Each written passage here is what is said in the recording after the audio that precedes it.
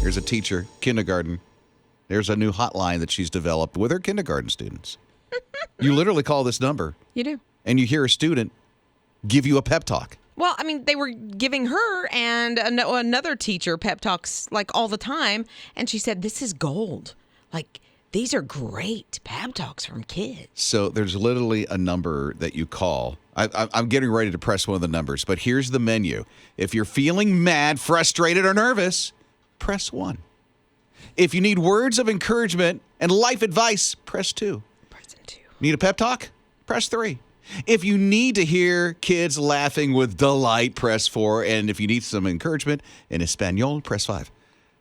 I'm going to press 1. Okay. And let's see what happens. Let's Here we see. go. I can't wait.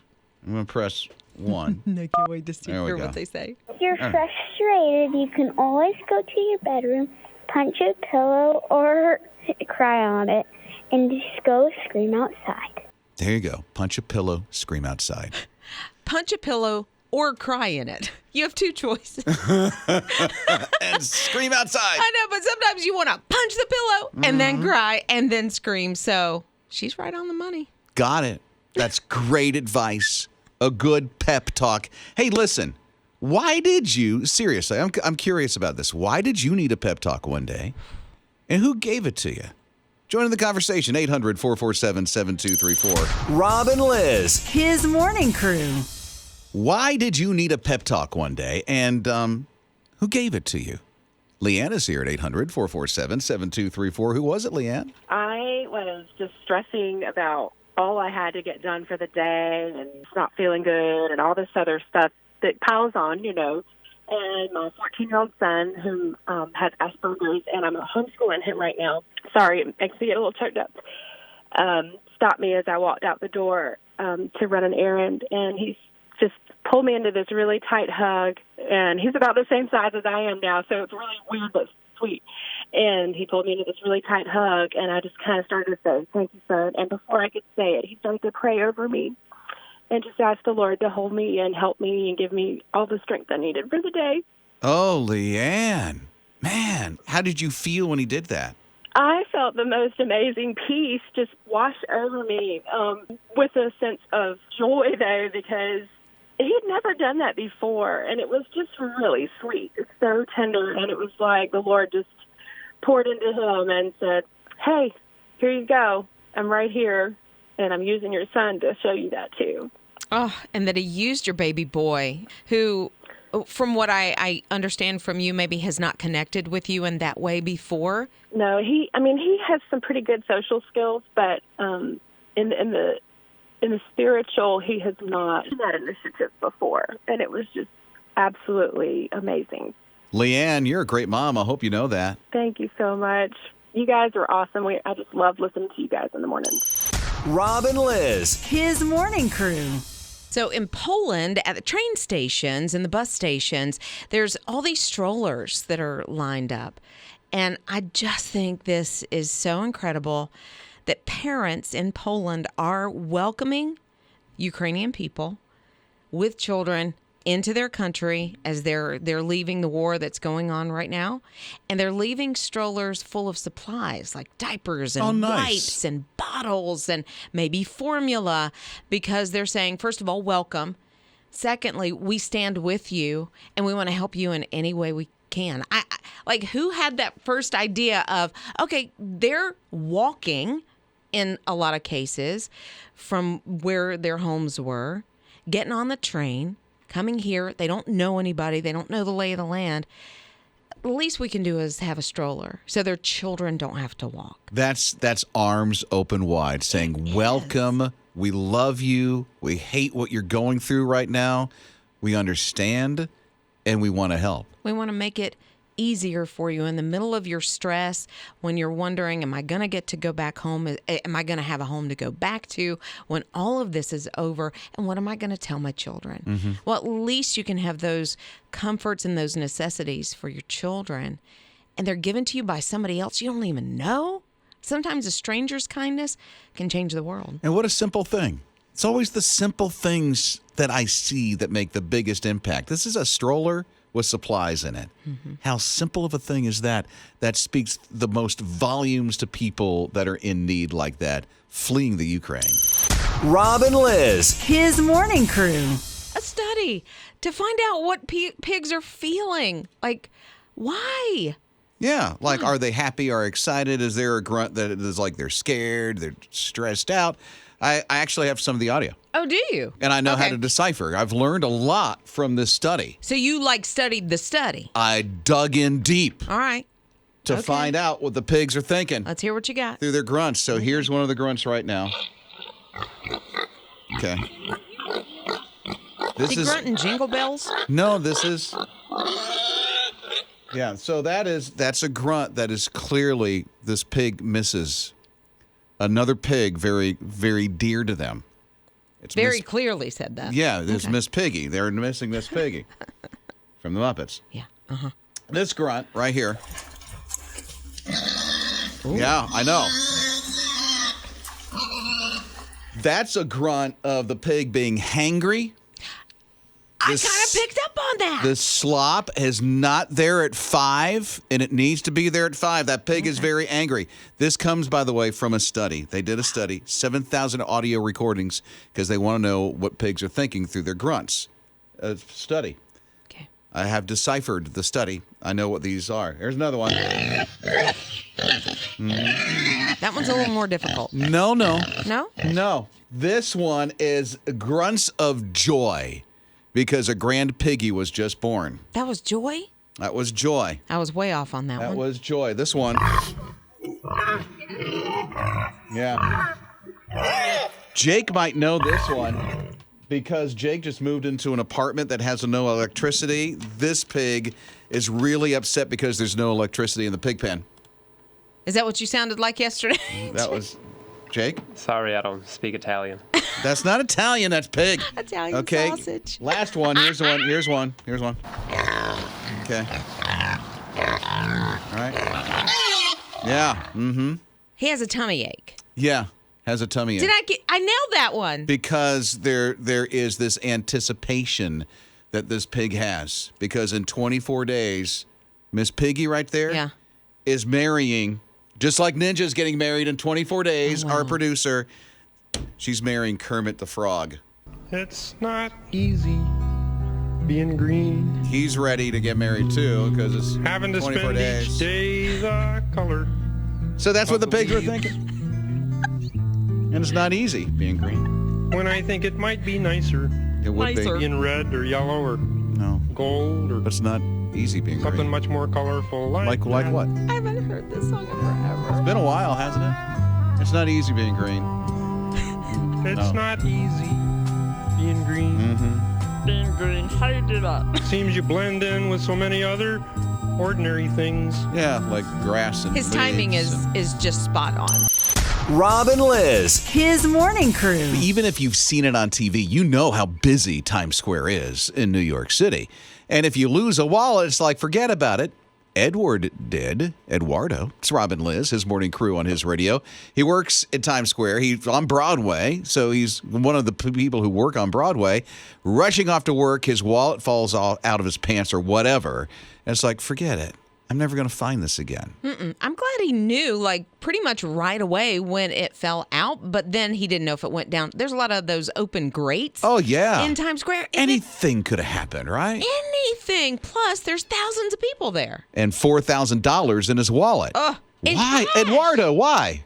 Yeah, it wasn't even a check that you could stop. It was cash money. Mm-hmm. So he goes to the cops, and of course, at first they're like, dude, I'm not so sure you're going to get your wallet, your ID, your cash back. Yeah. And then somebody comes up to the two police officers a little bit later and said, hey, we found this. And it was Eduardo's wallet with everything inside. All $4,000 still in the wallet. Right. And no name, so it's not like he could track them down, give them a reward or anything. The cops were kind of flabbergasted by it as well. We don't understand this, but here's all your money back, all your ID, and here's your wallet. Isn't that crazy cool? Wow. Eduardo's like, I never thought I was going to see this again, but it reminds me there's still good people in this world.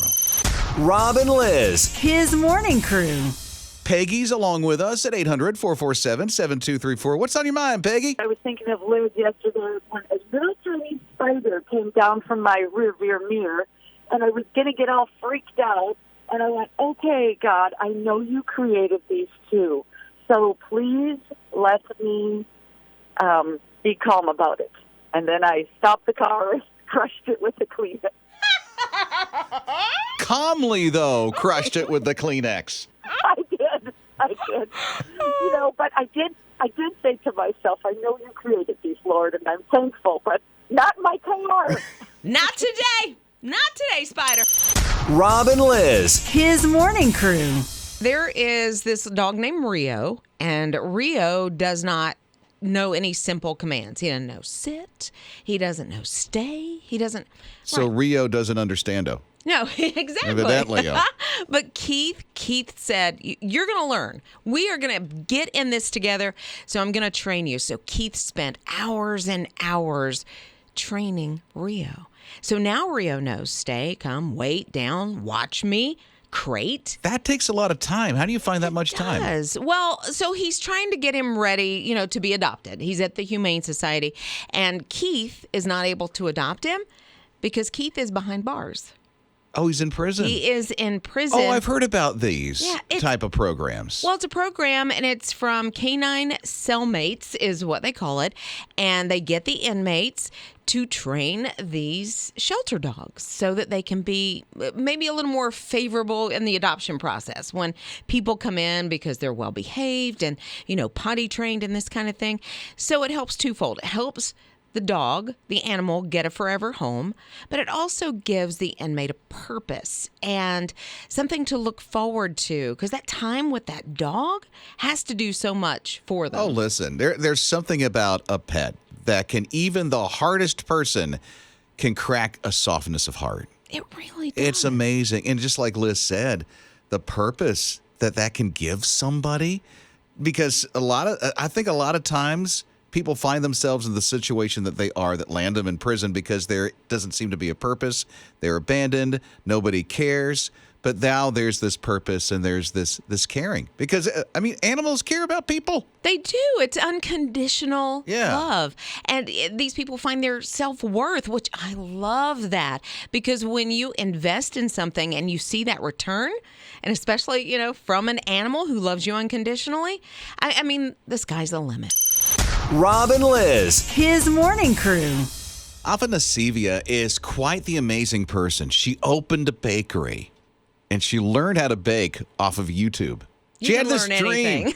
Afanasivia, absolutely amazing. She's in the grocery store getting some supplies for her bakery that she just opened up, and she gets this call from her mom. And her mom says, listen, war has just broke out. She's in Ukraine.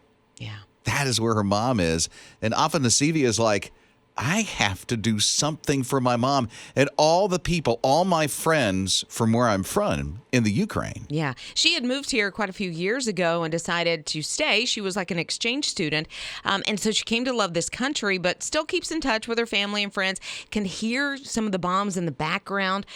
So she goes into her bakery and she said, okay, I can't be on the front lines. I can't go to Ukraine. I can't fight.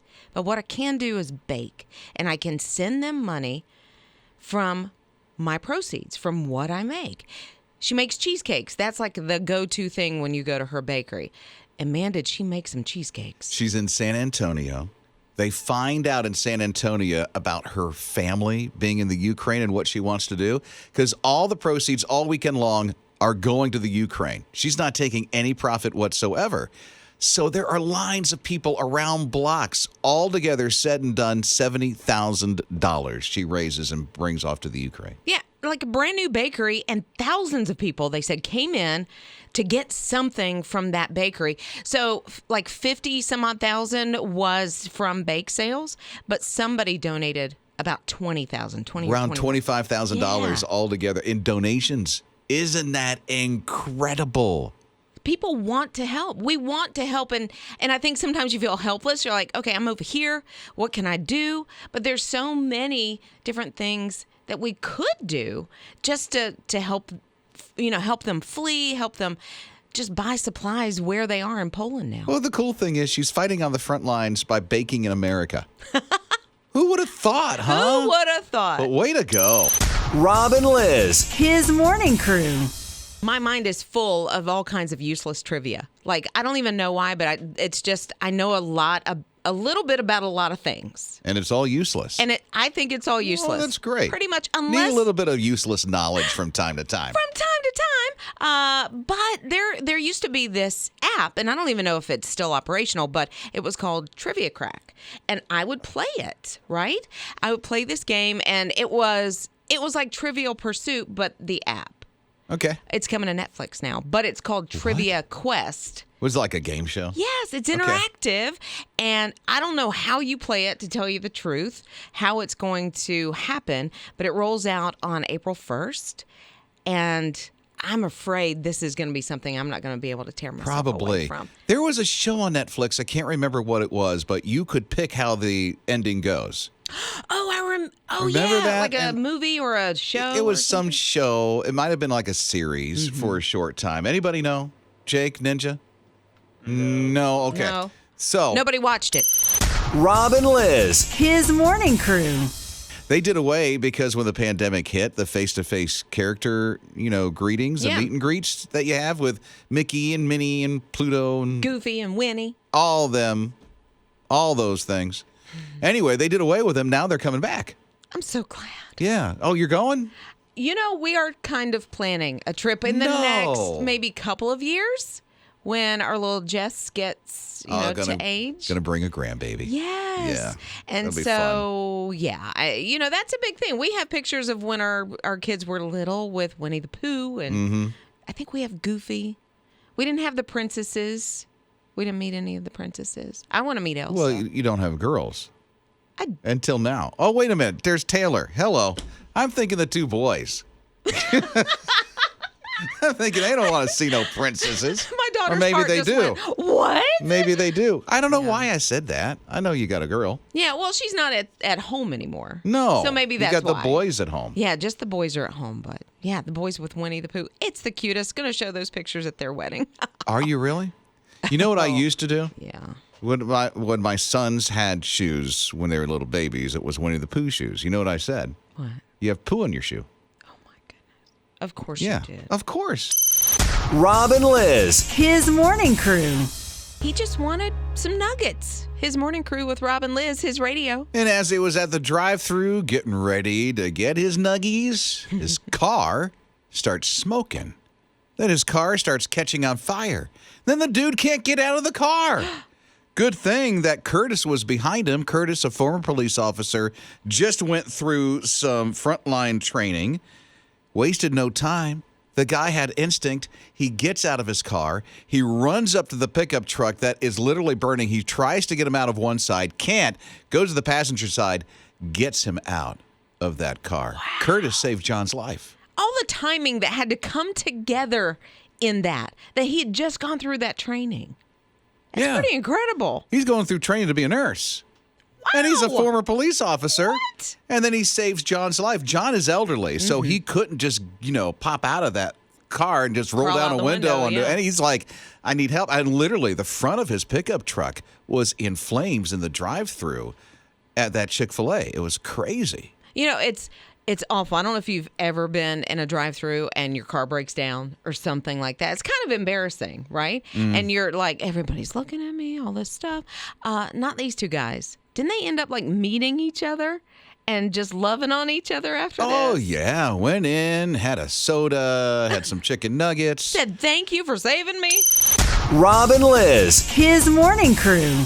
800-447-7234. You're on his radio. What's up? Good morning. This is Dennis. I just wanted to let you know about something that I think was spectacular that happened where I work this past Sunday. I worked at the Bojangles in Pickens, and you're talking about the drive-through difference. We had 30 cars all participate for the car behind them. What'd you think about that, man? I'm not sure if they were listening to his radio, but they had to have known about it, or because someone ahead of them paid for them. Well, yeah, why not? I've heard about, paying it forward and whatever. It was just amazing. We just kind of cheered, hey, 30 people. This is fantastic. That's got to be some kind of a record, and I just wanted to share it with you.